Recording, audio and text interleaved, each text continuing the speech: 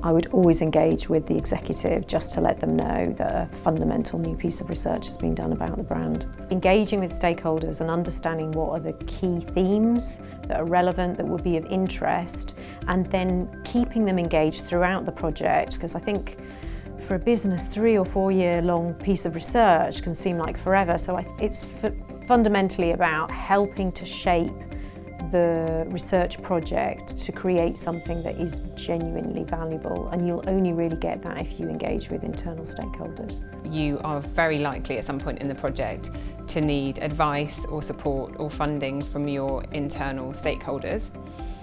So it's important to get their buy-in for your project. And the second one is that you're very likely to want to share the good news about what you're doing with your academic partnerships with your internal stakeholders.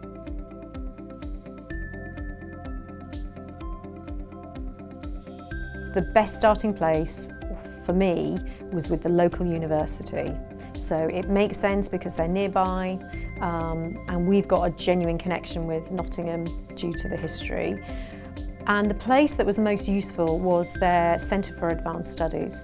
And I connected with their head of research and knowledge exchange, and she knew everybody within the university and what their research areas were in the arts and humanities area, and invited them along. So we had another event where we invited academics from a range of different departments to come and understand a bit more about what's in the collection, talk about their research areas. I think you need to have good joint outcomes in mind.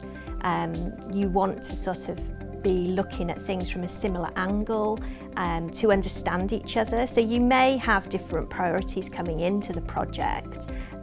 You may have different reasons for getting involved, but you do need to be looking forward and looking towards a similar outcome. For us, what's worked best is to go to existing groups. So we found that by targeting groups, you'll get to more people that way, and you can also find some special interest groups in your areas. I spent quite a lot of time researching who had already written on the types of subjects we wanted to cover. I think they were perhaps the best ways of looking at who might help us, but it was also about remembering that we needed to know where they were located, because ease of access to the archive was going to be important.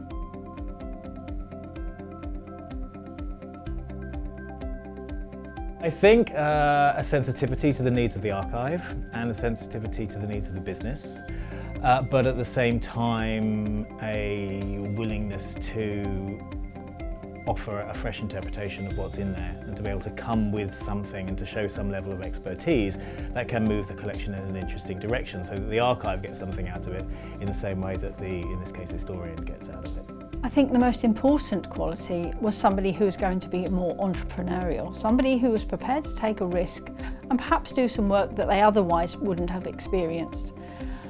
We also need somebody who's very flexible, because obviously the time restraints we have as an archive need to be reflected in the time restraints that the academic might be facing.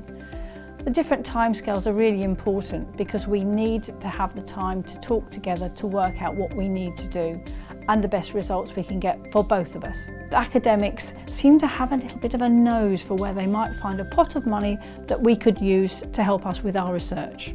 I think what I say to business archivists is to recognise there's a very different kind of relationship. So in many businesses, if you need a piece of work doing and it can't be done internally, you'll often hire a consultant or some kind of external agency to do that piece of work for you. And you can specify that quite rigid terms and set very clear milestones and deliverables. But this is a different kind of relationship. So I think I'd embrace the possibilities of that and really to get the academic involved throughout the process. So think about bringing their expertise into the process at the design stage, getting them involved in communicating interim findings to the research users and audiences within the business, and of course in terms of delivering the final output, because what you'll get out of that is actually much better work.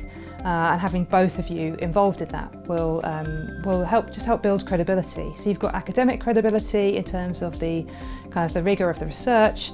You've got the credibility of the archivist with his or her kind of role within the business.